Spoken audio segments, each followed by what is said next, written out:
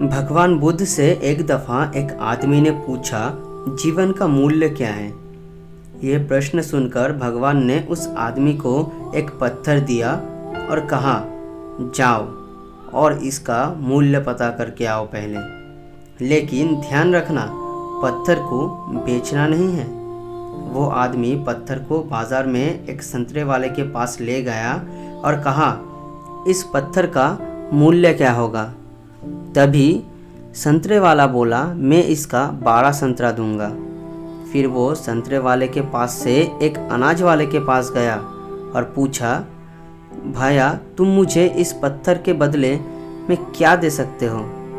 अनाज वाले ने बोला, मैं 1 बोरी आलू दूंगा। फिर वो इस अनाज वाले को ना बोलकर एक सोनार के पास गया और पत्थर का मूल्य पूछा। सोनार ने बोला, मैं 50,000 स्वर्ण मुद्रा दूंगा, मुझे पत्थर दे दो।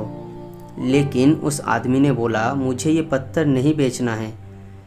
तभी सोनार ने 1 लाख स्वर्ण मुद्रा देने का बात किया, लेकिन वो आदमी पत्थर नहीं दिया और सीधा एक जौहरी के पास आ गया और पत्थर को दिखा के उसका मूल्य पूछा। तो जौहरी ने एक लाल कपड़े में पत्थर को रखकर निरीक्षण किया, फिर परिक्रमा लगाकर माथा टेका उस पत्थर पर और पूछा, तुमने ये बेशकीमती पत्थर कहाँ से लिया।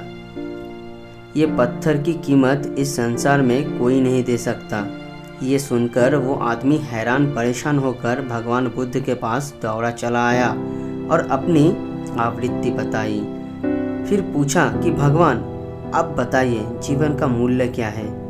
तब भगवान हंसते हुए बोले, जब संतरे वाले से पूछा तब वो 12 संतरे की बात बताई।